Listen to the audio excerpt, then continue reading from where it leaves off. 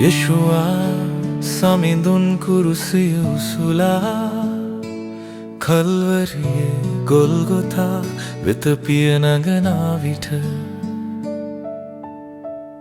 ප්‍රේමයයි හද තුල තිබුණේ කුරුසියයි කර මත දරුවේ ප්‍රේමයයි හද තුල තිබුණේ කුරුසියයි කර මත දරුවේ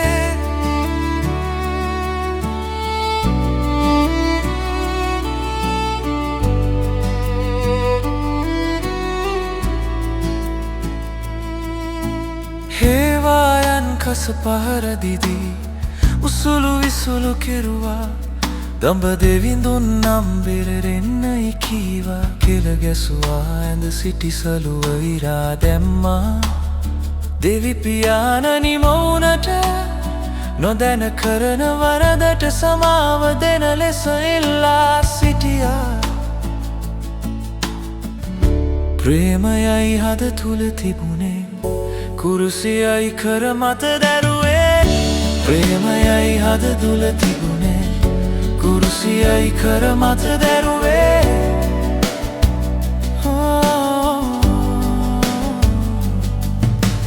පව්කරුවන් හට මෙවැනි ප්‍රේමයක් ලෝකයේ කිසිවකු නෑ පැවේ හිසේ ඇති කටුවටුන්නෙන් රුධිරය ගලා ගියා කස පහරින් වූ තුවාල ශරීරය ලෙයින් වෙලා ගත්තා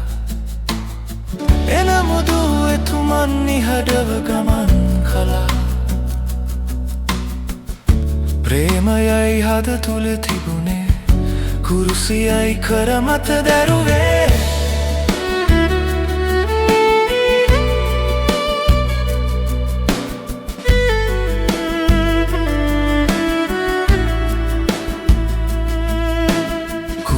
ගසේ තුමන් රඳවා අත්පාවල ඇන ගසා කුරුසිය එසෙව්වා පිපාසිතව වතුර ඉල්ලූ විට කාඩිය දුන්නා දෙවිඳුන්ගේ නියමය ලෙස කාලය පැමිණිදා පව්කරුවන් උදෙසා කුරුසි පත්වනා ප්‍රේමයයි හද තුල තිබුණේ කුරුසියයි කර මත දැරුවේ ප්‍රේමයයි හද තුල තිබුණේ කුරුසියයි කර මත දැරුවේ